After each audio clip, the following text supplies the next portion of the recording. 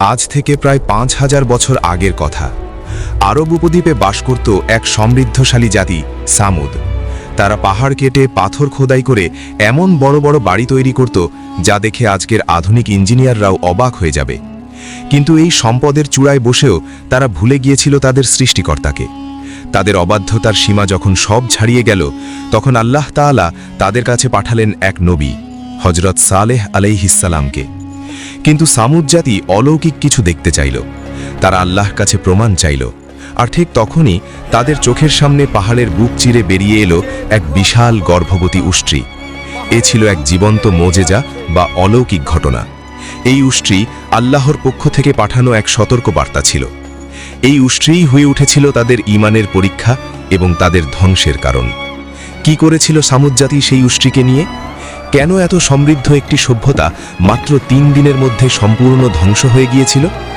একটি মাত্র বিকট শব্দে কিভাবে নিশ্চিহ্ন হয়ে গিয়েছিল হাজার হাজার মানুষের জনপদ? আজকের ভিডিওতে আমরা সেই হারানো সভ্যতার উত্থান এবং অবিশ্বাস্য পতনের সম্পূর্ণ ইতিহাস জানব। আমরা জানব এই কাহিনীতে আমাদের জন্য কি শিক্ষা লুকিয়ে আছে। তাই ভিডিওটি শেষ পর্যন্ত দেখুন, কারণ এই ঐতিহাসিক ঘটনা আপনাকে ভাবিয়ে তুলতে বাধ্য করবে। আমরা প্রবেশ করি মূল ইতিহাসে। সামুদ জাতি ছিল আদ জাতির উত্তরসূরি। আদ জাতির ধ্বংসের পর আল্লাহ তাআলা এই সামুদ জাতিকে পৃথিবীতে ক্ষমতা ও সমৃদ্ধি দান করেন। তাদের বাসস্থান ছিল হেজাজ ও সিরিয়ার মধ্যবর্তী আল হিজর বা মাদায়েন সালেহ নামক এলাকায়, যা আজকের আধুনিক সৌদি আরবের অংশ। তাদের প্রধান বৈশিষ্ট্য ছিল স্থাপত্যকলা। তারা নরম পাহাড় কেটে পাথর খোদাই করে ঘর, প্রাসাদ এবং উপাসনালয় তৈরি করত। কুরআন শরীফে বলা হয়েছে, তোমরা পাহাড় কেটে ঘর নির্মাণ করো স্বাচ্ছন্দ্যে। প্রত্নতাত্ত্বিক নিদর্শনগুলো প্রমাণ করে যে তারা সত্যিই অবিশ্বাস্য কারিগর ছিল। তাদের জীবন ছিল প্রাচুর্যময়, বাগান ও ফসলে ভরপুর। কিন্তু এই সমৃদ্ধি তাদের অহংকারী করে তুলেছিল। তারা আল্লাহকে ভুলে গিয়ে মূর্তি পূজা শুরু করেছিল। সমাজে দুর্নীতি, অবিচার এবং শ্রেণী বৈষম্য প্রকট আকার ধারণ করেছিল। যখনই কোনো জাতি সমৃদ্ধির চরম শিখরে পৌঁছে, তখনই তারা তাদের সৃষ্টিকর্তাকে ভুলে যায়। সামুদ জাতীয় এর ব্যতিক্রম ছিল না। এই ঘোর অন্ধকারে আল্লাহ তাআলা তাদের নিজস্ব বংশোদ্ভূত এক সৎ ও বিশ্বস্ত লোক হযরত সালেহ আলাইহিসসালামকে নবী হিসেবে মনোনীত করলেন। সালেহ আলাইহিসসালাম তার জাতিকে আল্লাহর একত্ববাদের দিকে ডাকলেন। তিনি বললেন, হে আমার সম্প্রদায়, আল্লাহর ইবাদত করো। তিনি ছাড়া তোমাদের কোনো মাবুদ নেই। তিনিই তোমাদের মাটি থেকে সৃষ্টি করেছেন এবং সেখানে তোমাদের বসবাস করিয়েছেন। সুতরাং তার কাছে ক্ষমা চাও এবং তার দিকে ফিরে এসো। সূরা হুদ 11:61। কিন্তু সামুদ জাতির সর্দাররা ও অহংকারীরা তার কথা মানতে রাজি হল না।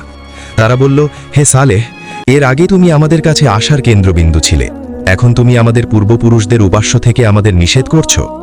তারা হযরত সালেহ আলাইহিসসালামকে পাগল, জাদুকর এবং মিথ্যাবাদী বলে আখ্যায়িত করল। তারা যুক্তি দেখালো, আমরা তো সবাই মানুষ, আমরা তোমার মতো একজন সাধারণ মানুষের কথা কেন মানব?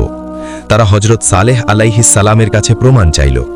তারা বলল, যদি তুমি সত্যিই নবী হও, তাহলে আমাদের সামনে একটি অলৌকিক ঘটনা দেখাও।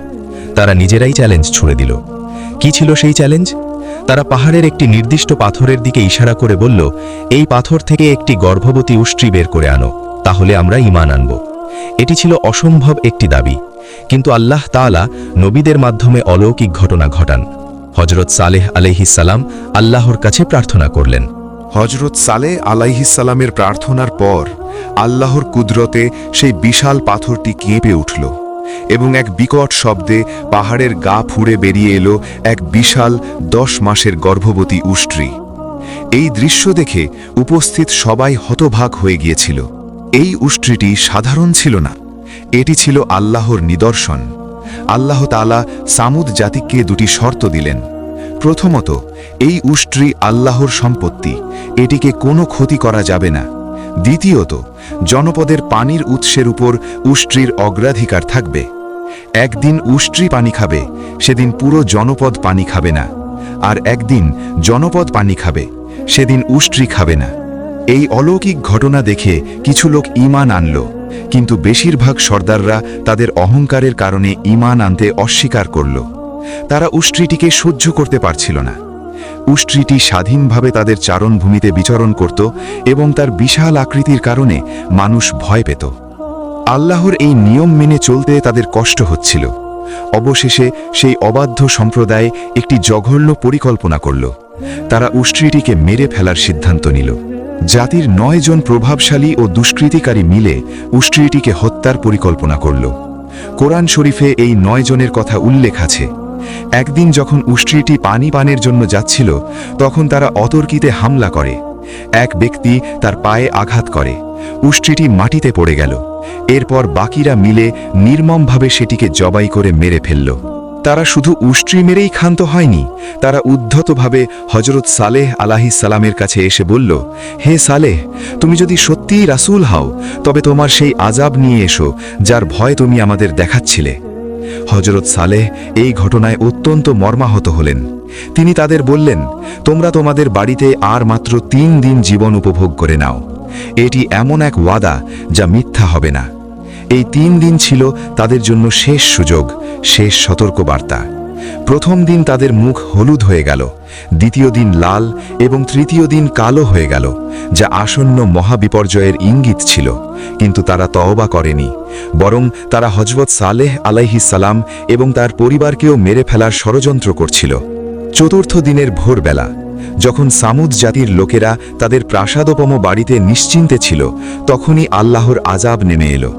প্রথমে আসমান থেকে এক বিকট ও প্রচণ্ড শব্দ বা সাহেকা এলো, যা তাদের হৃৎপিণ্ড ফাটিয়ে দিল। একই সাথে নেমে এলো এক প্রচণ্ড ভূমিকম্প, রাজফা। কোরআনের ভাষায়, অতঃপর তাদেরকে পাকড়াও করল এক মহাগর্জন, ফলে তারা নিজ নিজ গৃহে উপুড় হয়ে পড়ে রইল। সূরা হুদ 11:67। মাত্র এক মুহূর্তের মধ্যে 1000 বছরের সমৃদ্ধিশালী সভ্যতা মাটির সাথে মিশে গেল। যারা ঈমান এনেছিল হযরত সালেহ আলাইহিস সালামের সাথে, আল্লাহ তাআলা তাদের রক্ষা করলেন এবং নিরাপদ স্থানে সরিয়ে নিলেন। আজও মাদায়েন সালেহের ধ্বংসাবশেষ মিশরের পিরামিডের মতোই কালের সাক্ষী হয়ে দাঁড়িয়ে আছে। প্রিয় নবী হযরত মুহাম্মদ সাল্লাল্লাহু আলাইহি ওয়াসাল্লাম তাবুক যুদ্ধের উদ্দেশ্যে যাচ্ছিলেন। তখন তিনি এক ধ্বংসপ্রাপ্ত জনপদের পাশ দিয়ে অতিক্রম করছিলেন। স্থানটি ছিল মাদায়েন সালেহ বা আল হিজার। তার সাহাবীরা কৌতূহলী হয়ে সেই প্রাচীন পাথরের বাড়িগুলো দেখতে চাইলেন। কেউ কেউ হয়তো পানীয় পান করতে চাইলেন। কিন্তু নবীজি সাল্লাল্লাহু আলাইহি ওয়াসাল্লাম হঠাৎ থেমে গেলেন। তার চেহারা মোবারক চিন্তিত হয়ে উঠল। তিনি দ্রুত সে জায়গা পার হয়ে যেতে নির্দেশ দিলেন এবং কঠোরভাবে নিষেধ করলেন, তোমরা এখানে প্রবেশ করো না। যদি প্রবেশ করো তবে কাঁদতে কাঁদতে প্রবেশ করো, কারণ এখানে আল্লাহর আযাব নাজিল হয়েছিল। এই ঘটনা আমাদের শিক্ষা দেয় যে আল্লাহর নিদর্শনকে অস্বীকার করা এবং জুলুম অত্যাচার করা কতটা ভয়ঙ্কর পরিণতি ডেকে আনতে পারে। ক্ষমতা, সম্পদ বা প্রযুক্তি কোনো কিছুই আল্লাহর শাস্তির বিরুদ্ধে দাঁড়াতে পারে না। এই ঐতিহাসিক স্থানে ভ্রমণ করা নিষেধ, কারণ এটি আল্লাহর গজবপ্রাপ্ত স্থান।